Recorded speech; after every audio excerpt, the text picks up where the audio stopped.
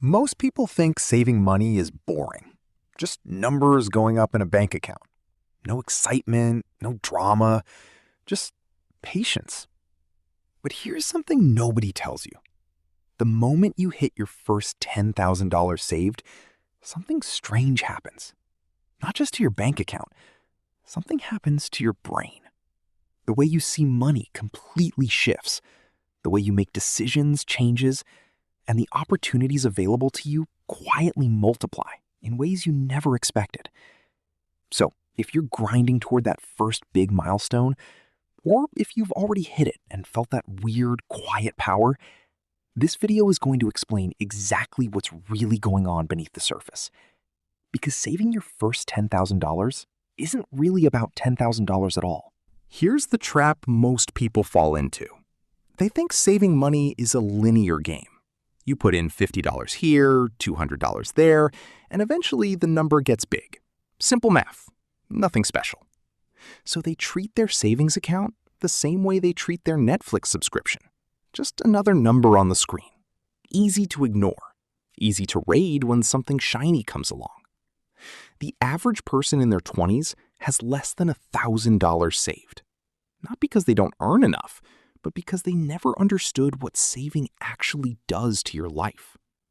They see a savings account as a waiting room, a place money just sits, doing nothing, collecting dust. And because of that belief, that savings is passive and boring, they never push themselves to reach the threshold where things actually change. That threshold is $10,000. Not because the number itself is magic, but because of what building it requires, what it unlocks, and what it permanently does to the way you think. Let's break this down step by step. Step 1, what happens before you get there? Building your first $10,000 is hard. Not impossible, but genuinely hard. And that difficulty is actually the first gift. Think about it like training for your first marathon. The miles feel brutal. Your body wants to quit. But every single run is quietly building something in your muscles, your lungs, your discipline that you didn't have before. You're not just getting faster. You're becoming a different kind of person. Saving $10,000 works the same way. You're not just accumulating money. You're building a financial muscle that most people never develop. You're learning to delay gratification.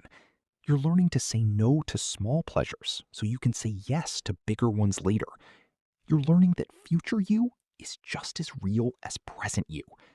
And that skill, that psychological rewiring, is worth more than the $10,000 itself. Step 2. What happens the moment you get there? The first thing most people feel when they hit $10,000 is a little anticlimactic. The number on the screen changes, but your coffee still costs $5, and the rent is still due. But then something quieter kicks in. Financial psychologists call it security psychology. When you have a meaningful financial cushion, your nervous system actually relaxes. The low-grade anxiety that most people carry every single day, that constant background hum of what if something goes wrong, starts to fade. A broken car isn't a catastrophe anymore. A slow month at work isn't a crisis. Unexpected bills don't spiral into panic. That calm is not just emotional. It physically changes how you perform.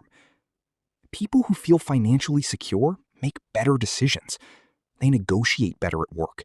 They take smarter risks. They don't accept bad opportunities just out of desperation. In other words, having money makes you better at making money. Step 3. The leverage shift. Here's where it gets really interesting. Before $10,000, you are always reacting. Life throws something at you and you scramble. The roof leaks, the phone breaks. You take whatever job is offered because you need the income now. You have no room to maneuver. After $10,000, you start choosing. That's the shift. You move from reactive to strategic. Think of money like oxygen on an airplane. At sea level, you have plenty of time to figure things out. But in an emergency, the person with oxygen thinks clearly. Everyone else just panics. Your $10,000 is your oxygen mask. It gives you the breathing room to think. That breathing room changes every financial decision you make going forward. Now here's the deeper idea most people miss entirely. $10,000 doesn't just change what you have, it changes what you see. There's a concept in psychology called attentional bias. It basically means we notice things that are relevant to our current situation. When you're hungry, you see restaurants everywhere. When you're thinking about buying a car, suddenly every road is full of the exact model you want. The same thing happens with financial opportunity. Before you have savings, your brain is focused entirely on survival. Cover the basics. Get through the week. There's no mental bandwidth for anything else.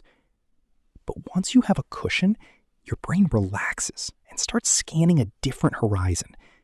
You start noticing things you never noticed before. Investment opportunities, side income ideas, better deals on insurance, subscriptions, contracts. You start reading about index funds and compound interest, and it stops feeling abstract. It starts feeling relevant to you. The opportunities didn't appear out of nowhere. They were always there. You just couldn't see them because you were too busy surviving. And this is the cruel irony of financial struggle. The people who most need good financial thinking are too stressed to access it. The people who already have some security have the mental clarity to build more of it. That's not a reason to feel discouraged. It's a reason to understand that hitting $10,000 is less about the money and more about buying yourself the cognitive space to actually get good at this. There's another thing that happens too. Your relationship with money changes. Before $10,000, money is something that slips through your fingers. It comes in, it goes out, and you're always a little unsure where it went. Money feels scarce. It feels like it's always running from you. After $10,000, something strange shifts. Money starts feeling like a tool, something you direct, something that works for you. And that psychological upgrade from feeling like a victim of your finances to feeling like someone in control changes everything about how you engage with money going forward. So, what do you actually do with this information? First, treat $10,000 as a milestone, not just a number. Give it real meaning. Write it down somewhere. Put it on your phone background if you have to. Not because you're obsessed with money, but because your brain needs a concrete target. Vague goals produce vague effort. Clear goals produce clear action. Second, build it in phases. Don't look at $10,000 as one mountain. Break it into 4 chunks of $2,500. The first $2,500 is your starter emergency fund. It handles the small surprises. The second takes you to $5,000. You now have a real cushion. The third takes you to $7,500, where you start building genuine stability. And the fourth completes it. Each chunk is its own win. Third, once you hit $10,000, don't stop there and don't blow it. This is the moment most people make a mistake. They feel the security kick in, relax, and suddenly find reasons to spend it. A vacation, a new gadget, a once-in-a-lifetime deal. Resist that pull. The power of $10,000 is that it's a foundation, not a finish line. Use it as your permanent emergency fund. Park it somewhere it earns a decent interest rate, a high-yield savings account, for example.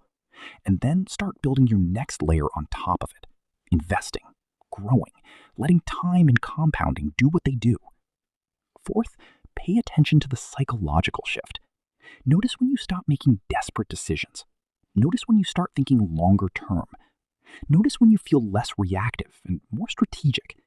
That's the real dividend of your first $10,000. It's not just money in an account. It's a new version of you showing up to every financial moment with more clarity and more confidence. Here's the thought I want to leave you with.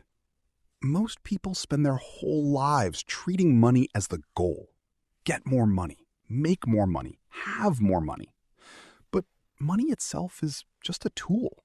And like any tool, what really matters is whether you have enough of it to do what needs to be done. Your first $10,000 isn't wealth, not by most definitions, but it is something arguably more important. It's the moment you go from being controlled by your financial circumstances to having a real say in them.